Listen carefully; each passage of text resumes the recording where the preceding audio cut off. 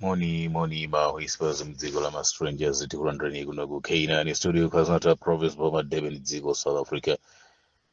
Sa osati chumane ndikuti madzulo ano tabweranso ndi program ya timudziwe Iran ne cruiser makamaka conflicts between Iran, Israel komanso United States of America maka muzwembu zimene zidayamba pa 28 February 2026 lomwe ndi loweruka lapitali pamene dziko la Israeli lidakathira nkhondo dziko la Iran.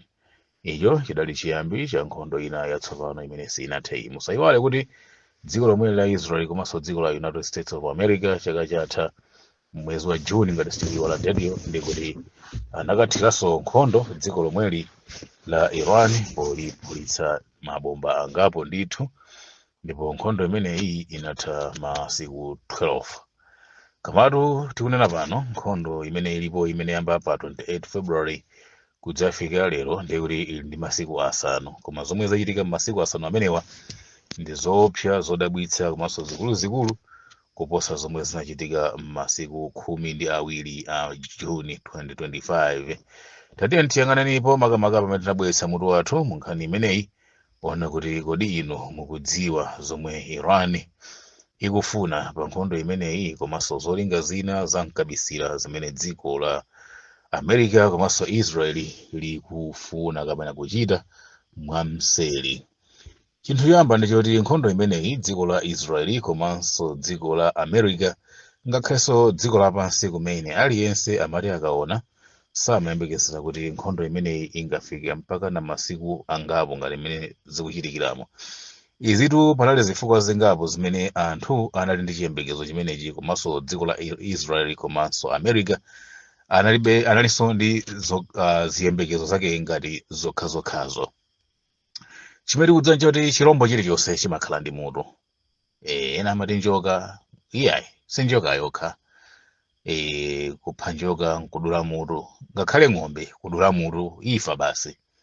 Kandi mbuzi kandi munthu chinthu mukachidula mutu chimayenera kuti chife ndithu. Kwa choncho dziko la Iran malinga ndi imene ife takhala tikumvera kwa zaka zimaoneka kuti Ayatollah Al-Khamenei ameneyu ndiye mutu wa dziko la Iran kapena mutu wa nkhondo yonse kapena chilichonse choopsa chimene chimachitika mu dziko la Iran komanso kandi zigawenga malinga ndi kulankhula kwa Israeli komanso America kuti zigawenga za Hezbollah komanso zigawenga zina zochuluka zimene zimapanga nkhani za uchifwamba pa dziko lapansi amati zimatumidwa ndi dziko la Iran komanso motsogozedwa ndi ulamuliro wa Ayatollah Al-Khamenei. Kwa choncho mabomba amene dziko la America lidakachitira mtopola kapena dziko la Israeli lidachitira mtopola dziko la Iran, tisayiwale kuti muziwembu zoyamba zimene adachita zidafikira kupha mtsogoleri wawo wa dziko la Iran, a supreme leader Ayatollah Al-Khamenei anamwalira mu mabomba oyambirira amene wawa. Ndipo mukuchitika kwa zimenezi dziko la America komanso Israel amaona kuti chirombo chija achidula mutu. Kwa choncho ndiye kuti samayembekezera kuti pakhalanso matukutuku ena. Mungathe kuona kuti ziwembu zimenezi zachitika mwezi wa Ramadan pamene asilamu onse dziko lapansi mwezi umenewu amasala kudya. Ndiye kuti ali mu ntchito yauzimu imene ndi kusala kudya mwezi umenewu.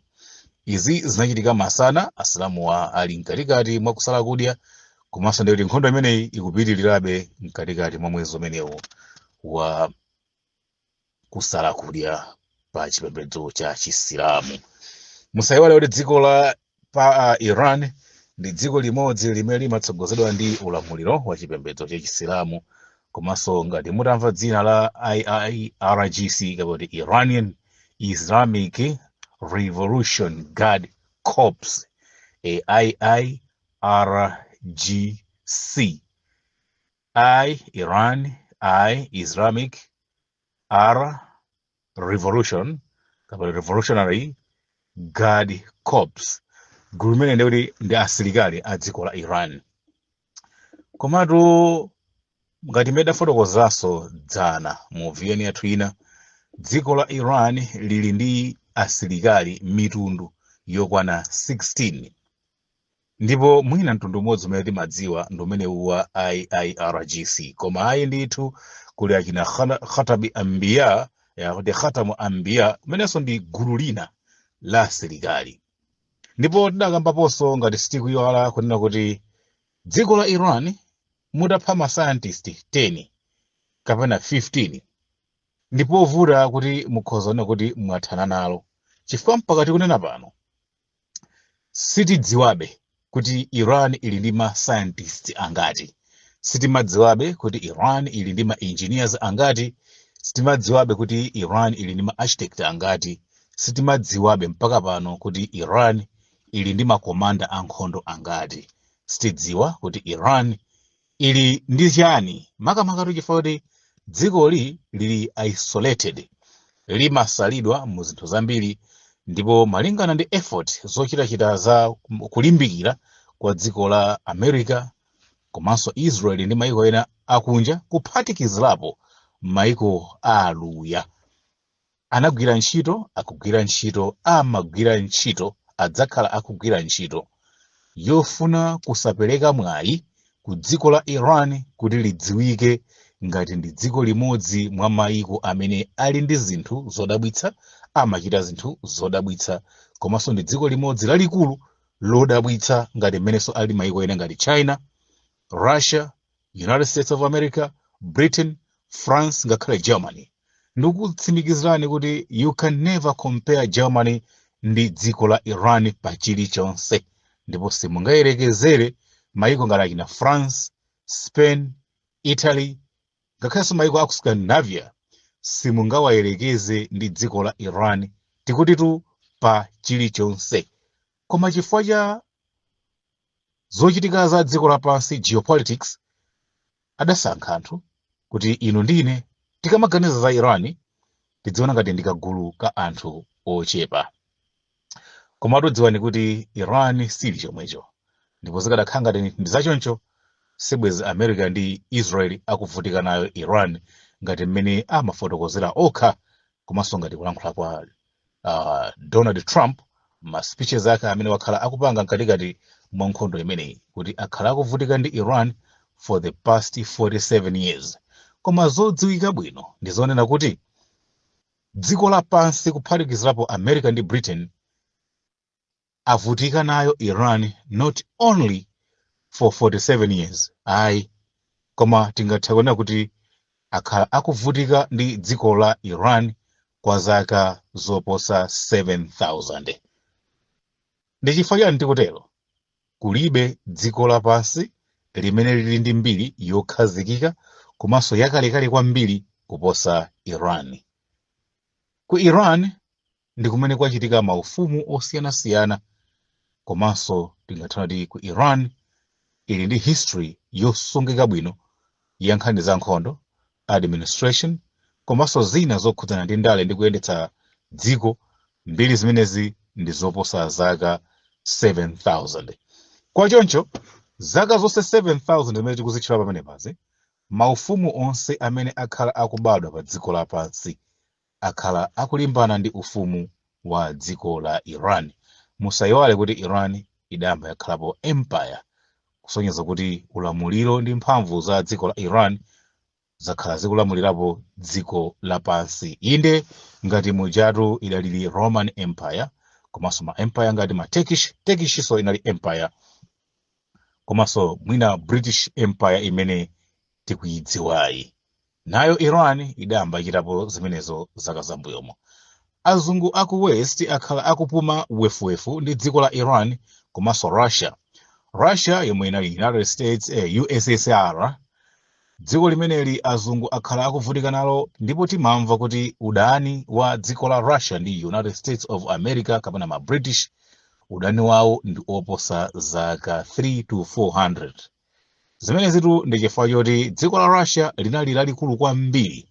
Inde ndi lalikulu ngakhale lero, koma linali lalikulu kwambiri kuti achina Ukraine amene Russia panopo imachita nawo nkhondo amachita claim kuti Ukraine ndi gawo limodzi la dziko la Russia. Moti timaiko tambiri timene tili mphepete mwa Russia zidatengera ma British ndi ma Americans komanso ma French to divide Russia imawaopsa. Chachikulu chimene iwowa amachiopa ndi unity komanso kukula kwa population ndi chidziko. Ngati chidziko chili chachikulu komanso chili ndi anthu ochuluka, anthu ona akhala ogwirizana, zimenezi zimapereka mantha ndi befu kwambiri m'mitima ya azungu ku Ulaya, chifukwa iwowa akudziwa bwino lomwe kuopsa kumene kumachitika anthu akakhala pagulu komanso mgwirizano ndi kumakhala mchidziko chachikulu. Kwachoncho adachita zothekera kulimbana ndi Russia, kuyigawa kuti ichepe komanso kuti timayiko timeneto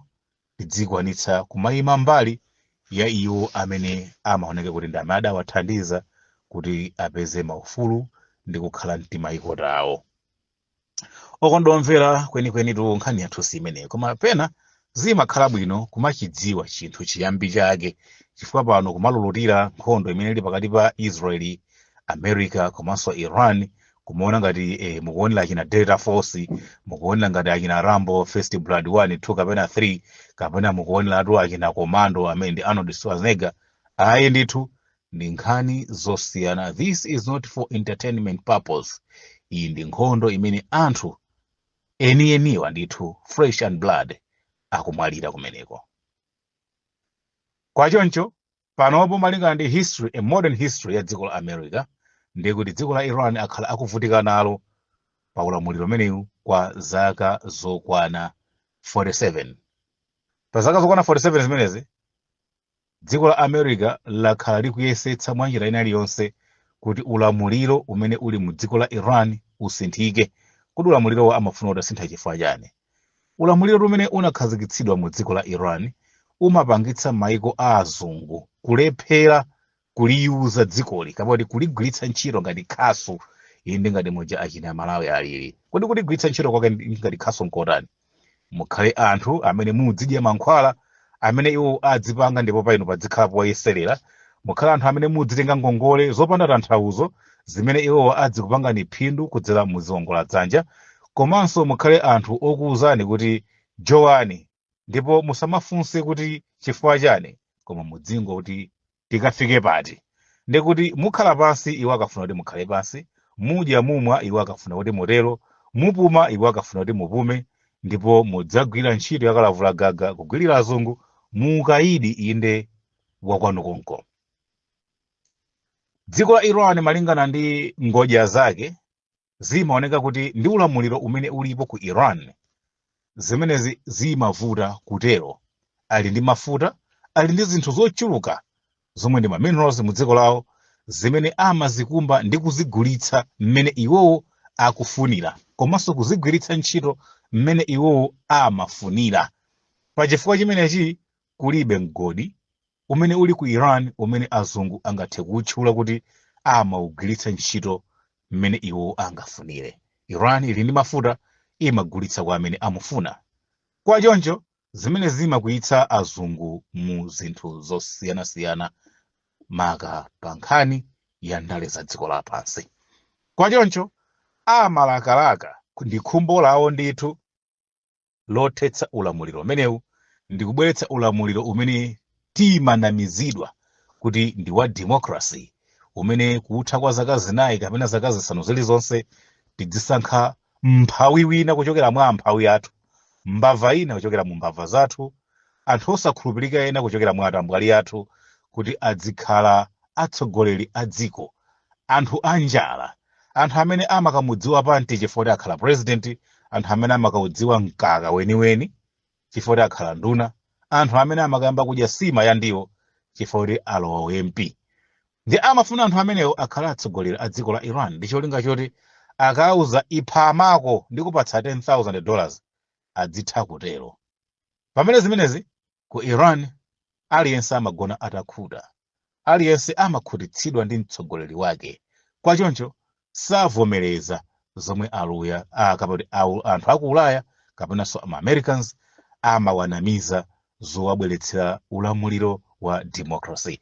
Kwachoncho amamema magulu osiyanasiyana kuti adziyambitsa zipolowe, kuyambitsa nkhondo, kusamvana, zionetsero ndi zina zomwe zingapangitse kuti anthu adenalo kukhosi boma la Islamic Revolution limene limatsogoleredwa ndi Ayatollah Khomeini kuti lioneke kuti ndilo loyipitsitsa la nkhanza komanso silidziwa kuyang'anira anthu ake mu njira ya democracy ngati imene zimachitikira m'mayiko ena. M'mayiko amutu ngati mukuona kuti zitukuko zikukanika komanso kusamvana, mupeza kuti chinthu chachikulu kwambiri ndilo bodza limene lidadza pakati pathu la democracy. Mayiko amene inu mmaopa kwambiri pa nkhani ya mphamvu, chuma komanso kuchita zinthu zodabwitsa pa dziko lapansi pano ndi mayiko amene anatalikirana kwambiri ndi democracy.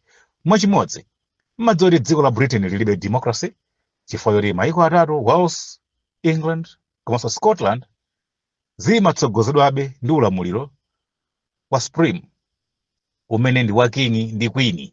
Mwadziwapo ino zoti ku England timasankhako ma prime ministers chifukwa choti kumeneko wamkulu kwambiri adali mayi aja Queen Elizabeth komanso kubwera kwa mchanda mnyamata amene alipoyo ngati mtsogoleri. Anthu amenewa salowa chifukwa cha mavoti.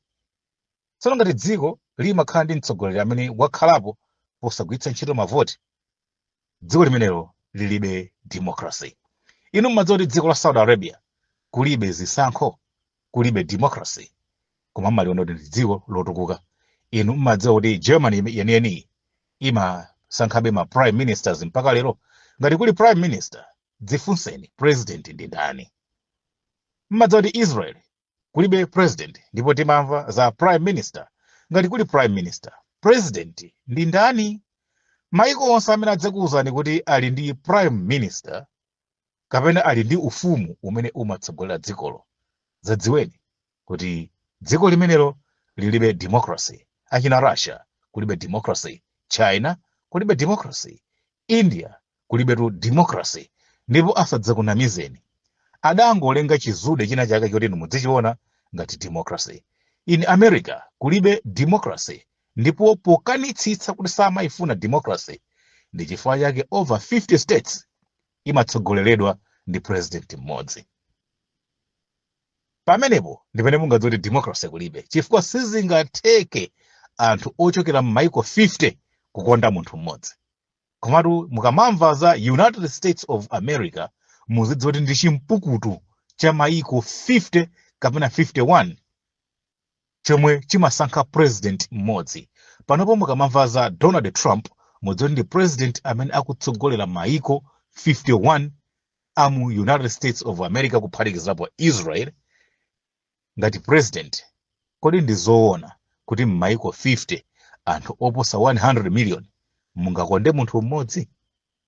Ngati zimachitika, dziwani kuti dziko limeneli lilibe democracy. Okondomvera nkhani yathu kwenikweni si imeneyi. Zomwe zikufuna dziko la Iran, dziko la America likuchita mwamseri, ndipo zimenezi akhala akuchita ngakhale nthawi imene amanali muzokambirana ndi Ayatollah Khomeini pa nkhani yakuyamba kapena kusayambitsa nkhondo, makamaka pamene amaita mkambirano ndi kumayikirana ma conditions. Ndipo zodziwika bwino ndizoona kuti dziko la America nthawi imene limachita zokambirana ndi Ayatollah Khomeini panali ma conditions amene dziko la America limapereka ku dziko la Iran, zomwe dziko la Iran limapanga reject kapena kukana kusagwirizana nazo. Izi ndiko kuwononga zinthu zonse zimene adazipanga kale zomwe zimaganiziridwa kuti zikhozokhala za nuclear. 2, kutseka ndi kuwononga malo onse amene amagwirirako ntchito za nuclear. Komanso kutenga 400 chakuti kilograms ya uranium kuti imene aisakaze kapenapo aipereke ku dziko la America, kuphatikizirapo alole kuti ulamuliro umene uli mu Iran usinthidwe. Mwachina ndiye kuti dziko la Iran lilonjeze ndi kuvomereza kuti silidzachitanso kapena kupitiriza kugwira ntchito zofukula ndi kugwiritsa ntchito uranium. Mfundo zonsezi dziko la Iran lidakana mwamtuwagalu pamaso pa Donald Trump kuti nzosatheka, ndipo kumutsimikizira kuti aleke kulota za mtundu umenewu. Okondedwa omvera, kenako tu dziko la Israeli lidakakamiza dziko la America maka popita ku nkhondo. Nkhondo imeneyi musayiwale tinayifotokoza maviyeni athu ena amene apita mbuyomu kuti tu inali yoti ayipange mwa msanga maka pambuyo pa Maduro wa ku Venezuela president amene adamugwira ngati nkhuku ndipo anafuna achitenso chimodzimodzi pa Ayatollah Khomeini ndipo zidathekadi kuwombera ndi kupha Ayatollah al-Khomeini. Koma kodi atapha Ayatollah al-Khomeini mwaona Iran itakhala pansi itakweza manja? Zimaoneka kuti chilombo chimene chadulidwa mutu chimayenera kuti chitonthole chikhale pansi, koma ndi mmene Iran ikuchita zoopsa kwambiri kuposa zomwe yakhala ikuchita Ayatollah Khomeini ali moyo. Sidayambe taonapo za mtopola zikuchitika pakati pa dziko la Iran ndi maiko amene amadzaliputa ngati zimene zachitika m'masiku asanu amenewa chiyambireni mu ulamuliro lonse wa Ayatollah al-Khomeini. Ndipo dziko la America makamaka podabwa ndi mmene Iran ikuchitira pobwezera ziwembu zimenezi akuchita zokambirana. Komatu chimene chikuvuta mu zokambirana zimenezi ndi chifukwa choti maiko ambiri amene amakhala ndi ankhala pakati azokambirana za dziko la Iran komanso United States of America amaoneka kuti mbali inayi ndi anthira kuwiri, majasusu kapena kuti mamunafiku kapenanso mayina onsewa atu amagwiritsa ntchito anthu pa dziko pansi pano, anthira kuwiri, ma hypocrites. Anthu amenewa m'mayiko mwawo ngati dziko la Turkey ndiye kuti lili mu NATO, dziko la Turkey ndiye kuti kuli mabase a dziko la United States of America, achina Oman, achina Qatar, achina United Arab Emirates, achina maiko ngati achina Saudi Arabia, achina Egypt, onsewa akhala ali ankhala pakati a dziko limeneli la Iran ndi America komanso Israel makamaka mu zokambirana zawo za masiku ndi zaka zambuyo makamaka pa mapulogalamu awo mwiwa onamizirana ndi kusafuna kuvomera kuti zida za nuclear zilipo. For it's either America and Israel amayinamizira Iran kuti ili ndi zida za nuclear, nkutheka kuti ndi zabodza, mwinaso nkutheka kuti Iran imakana kuti ilibe, ikudzoti ili nazo. So zingathe kukhala chimodzi mwaziwirizi, ndipo omukhulupirira mwa onsewa amasowa. Chifukwa odandaula amadandaula mwachinyengo, ndipo odzudzulidwa amadzudzulidwa mwachinyengo, ndipo naye okana amakananso mwachinyengo. Kwachoncho zimaonetsa kuti palibe amene ali owona mtima amene amalankhula pa nkhani imeneyi. Pachifukwa chimenechi nzosakhulupiririka kuti ndizoona kuti dziko la Iran lili ndi zida za nuclear, komanso sitingakwanitse kuvomereza ngati kulibe zida za nuclear chifukwa cha ndale zimene adakhazikitsa anthu amenewa podzudzulana, pofunsana, komanso pofuna kukonzana zolakwika. Okondomvera, dziko la America likusakasaka njira yopeza mkhalapakati amene angachite zokambirana ndi dziko la Iran maka kuti nkhondo ilipoyi isiyike chifukwa nkhondoyi ikusakaza. Ngati muli ndi mavideos, ngati muli ndi zithunzi zimene mukusunga zokhudzana nkhondo ya ku Iran ndi Israel makamaka m'masiku amene adutsawa, dziwani kuti zimenezo ingathe kukhala 20, 30 kapena 40% ya zoona zenizeni zimene zikuchitika m'mayiko amenewa. Izi ndi chifukwa chonena kuti dziko la Iran tikunena pano internet sikugwira ntchito, ndipo ngati anthu akutumiza zithunzi zimenezi tayenera kukayikira kwathunthu kwa mtuwagalu kuti ngati zili zoona, chifukwa kujambula ndi kutumiza zithunzi kumeneko chikukhala chinthu chovuta. Number 2, mu dziko la Israel kujambula ndi kutumiza chithunzi chokhudza chilichonse cha nkhondo imeneyi zidayikidwa kukhala mulandu, it's a crime, ndipo pali zinthu zingapo zimene zingamuchitikire munthu amene wapezeka akujambula ndi kutumiza zithunzi za video kapena zithunzi zenizi za nkhondo imeneyi ku Israel.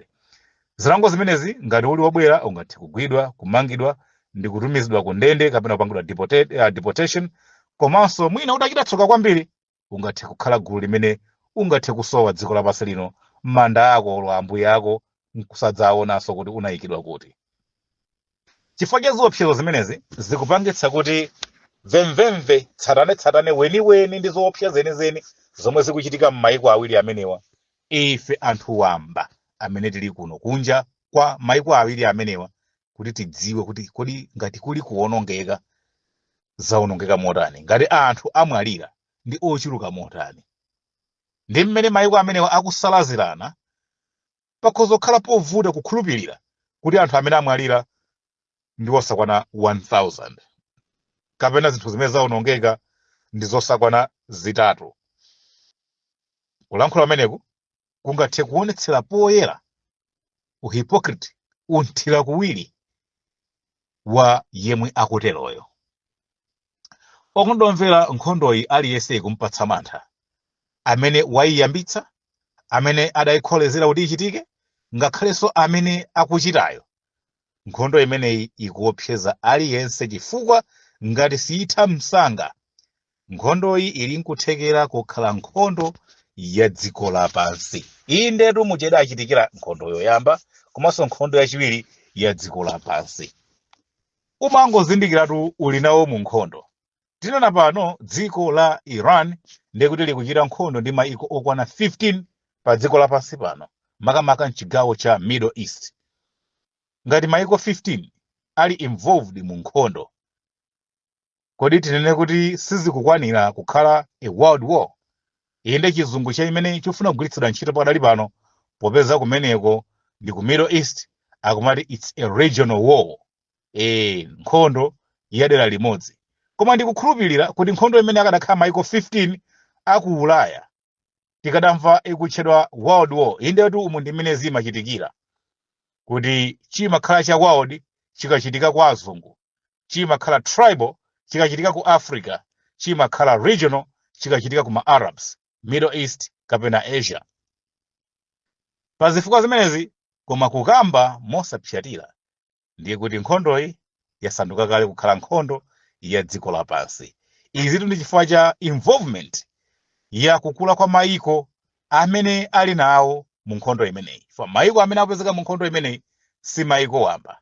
Ngati China ndi Russia ikuonetsa kuti mphuno kapena chala chili nawo mu nkhondo imeneyi, United States komanso Israel ndi Britain, ngati anthu amenewa ali mu nkhondo imeneyi, chosakhalira world war sindikuchidziwa. Mwina nkutheka kamvedwe kanga kamawu oti world war sikalika bwino. Okondomvera, pamene dziko la America likusakasaka njira yopanga mkambirano wa ceasefire kuti nkhondo imeneyi ithe, uthengawu udakafikira khutu la dziko la Iran ndi azitsogoleri ake. Ngati dziko la Iran lalusa kwambiri ndipo likuchita zinthu za mtopola opanda mate, mtopola osowa nawo malire, osowa khalidwe, kuchitira maiko 15 pakamodzi, izitu ndi chifukwa cha ululu umene iwo akuti akuumva powaphera mtsogoleri wawo Ayatollah Al-Khamenei. Tate ntipiteni apo, kodi Iran itamva zoti pali lingaliro la ceasefire yatinji? Za ceasefire dziko la America likuchita mwamseri, maka posafuna kuonetsera kuti ndi ilo likubweretsa ganizo la ceasefire, poopa kuyaluka kuti adayilephera kuyimaliza nkhondo ndipo m'malo mwake adapempha ceasefire. Musayiwalenso ndi nkhondo imene kuti idziyamba idayambika chifukwa cha manyazi pamene dziko la America ndi Israel adatutula zida zawo nkukayima mphepete mwa Gulf. Kumeneko akina Abraham Lincoln ndi zipangizo zina za nkhondo zidali kumeneko, ndipo adaona kuti atembenuka adzibwerera ku America popanda kuchita nkhondo, zikadaonetsera poyera kuti zamanyazi. Ndipo mokakamizika adafuna kuti aonetsebe kuti zida zimene anabwera nazo azigwiritsa ntchito poyambitsira nkhondo ku Iran. Mungathe kuona kuti pali kudzikweza, pali selfishness, pali stubborn, pali arrogant pamenepo, chifukwa zifukwazo zosamveka. Ngati ukufuna kupanga chinthu ngofuna kutchuka, komanso kuopa kuti ungakhale munthu wamanyazi, ndiye ndi bwino ndipangebe kuti nditchuke, zimenezo sizifukwa zenizeni, makamaka pa nkhani ya nkhondo imene zotsatira zake zimakhala umphawi ndi imfa. Okondomvera, m'masiku 4 amene nkhondo yachitika mu dziko la Iran pakati pa Iran, Israel komanso United States of America, America yokha yaononga ndalama zokwana $200 billion mu nkhondo imeneyi. Sitikudziwa kuti kodi itatitha chaka pakhoza kukhala tipaonongeka ndalama zochuluka bwanji. Zimene zili ndikuphatikiza mamizalo amene aponyedwa, asilikali amene amwalira, ndege zimene zaphulitsidwa, komanso katundu wina amene waonongeka, zikuthamangira kuma $200 million. 2 billion? Yes, 2 billion, not 200 million. $2 billion masiku 4. zomwe zikutanthauza kuti pali ndalama za nkhaninkhani zimene zimaonongeka m'mamiliyoni, that is 500 million a day. Ndengati 500 million US dollars ikumaonongeka pa tsiku, kodi titati tikhale masiku 365 pa chaka tikhoza kukhala titaononga ndalama zingati mu nkhondo imeneyi. Andi musayiwale tsiku lililonse kukumachitika zinthu zochuluka kuposa dzulo. Ndiye kuti ngati tikumaononga 500 million US dollars pa tsiku, mudziwe kuti the following day pakhoza kuononga ndalama zochuluka kuposa zimenezo. Izi timakamaka chifukwa choti aliyense akumafuna kuti abwezere mopweteka kwambiri kuposa mmene womenyayo adamenyera dzulo. Koma ngakhale zili chomwecho ndikoti nkhondo imeneyi ikupitirira, ngakhale Donald Trump akunena kuti iye ndi amene adzaganize za tsiku ndi nthawi yoti nkhondo imeneyi ithere.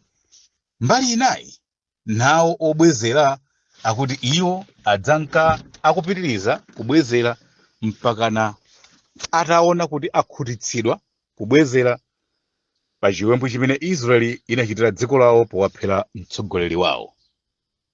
Okundomvera pamene tikupita kumapeto kwa programu yathu, pali zinthu zingapo zoti muzidziwe zokhudzana ndi dziko la Iran. Iran in response yapereka zinthu zokwana zitatu ngati sizinayi kuti nkhondo tikusiyika nkotheka, koma ife pali zinthu zingapo zimene tingafune kuti zikhale mu mgwirizano othetsera nkhondo, ndipo nkhondo isiyika pokhapokha zimenezo zitaoneka kuti zachitika. Ndi kuti Iran ikupempha kuti dziko la America lichotse ma sanctions onse amene adayika pa dziko la Iran. Imene ndi mfundo yoyamba. Mfundo number 2 ndi kuti dziko la America lichotse mabesi onse amene akupezeka mu Middle East, kusakhale besi iliyonse ya dziko la America. Number 2. Number 3 ndi kuti pali condition yonena kuti aivomere Palestine kukhala dziko, ndi kuchotsa anthu onse amene adakalanda malo adera la Palestine.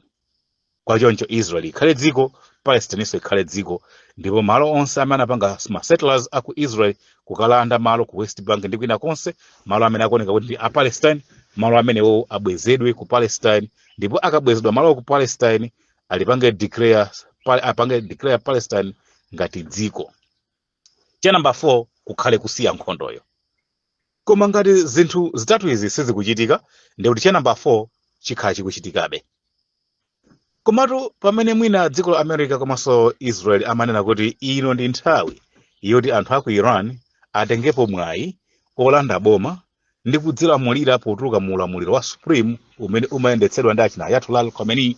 Ndi kuti pano anthu aku Iran amayenera kuti ngati tikadakhala ife achina malambane, anthu ogona njala, anthu amene timadalira kapena kudikirira kuti tikhala ndi mankhwala mchipatala, America ikatipatsa, ndi kukhulupirira kuti m'masiku asanu amenewa pa zomwe zachitika ku Iran idali nthawi yovomereza, idali nthawi yokong'ontha mtsogoleri wathu kumgwira ndi kukampereka m'manja mwa Americans. Komatu inu mukhoza kukhala odabwa, kumene mmakhalako mudamba mwamvapo kuti mzunguyu ndi mu Irani? Kumene muliko mudamba mwamvapo zoti mzunguyu ndi wa ku Iraki? Kumene mulinuko mudamba mwaonapo munthu kuti uyu ndi Palestine? Ayi ndithu, ku Iran kuli moyo owawa wa ma sanctions a America, ku Palestine kuli nkhondo imene inu ndine mwa sitingayitchule ifayo tabadwa.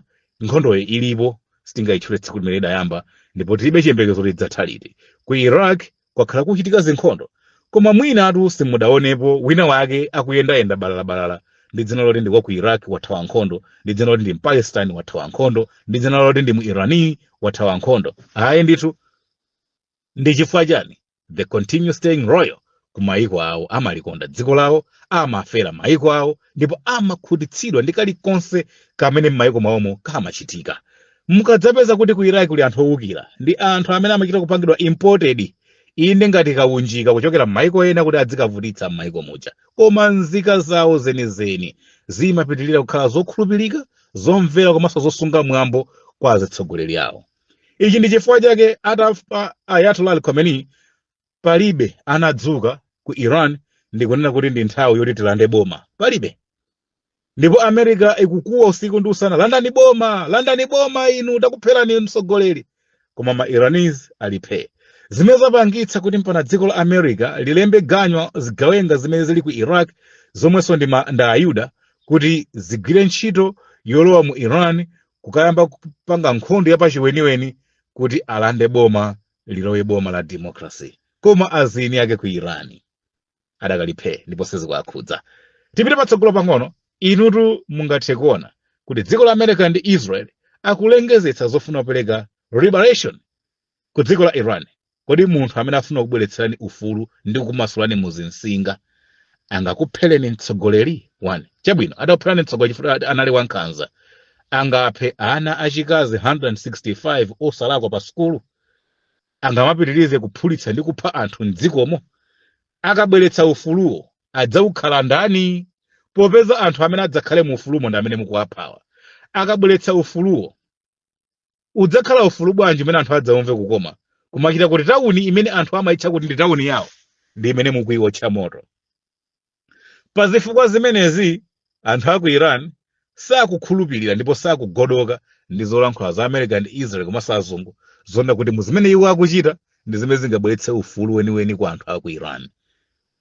Kwa choncho anthu aku Iran adakali film, adakali oyimitsitsa nganganga pambuyo pa maboma awo. Kuli ma conditions amene Iran ikupereka ku America. America ivomera kuti ichotse makampu ake onse mu Middle East. 2. America ivomera kuti ichotse ma sanctions onse amene adapereka ku dziko la Iran. Kodi America ivomera kuti ailamule Israel kuti ilole Palestine kukhala dziko? Ngati atavomera, zotsatira inu mugawo zikhoza kukhala zotani? Ngati atakana, nkhondo itha idzipitirira. Komatu Iran, pamene inu ndile tidzipitiriza kuganiza kuti chingachitika ndi chani, Iran yanenetsa ndi anthu ake kuti tidzapitiriza kupanga nkhondo ndi dziko la America komanso Israel, osakhala ndi cholinga chofuna kupambana kapena kutchuka, koma mpaka na pamene mphamvu zathu ndi zida zathu zizathere.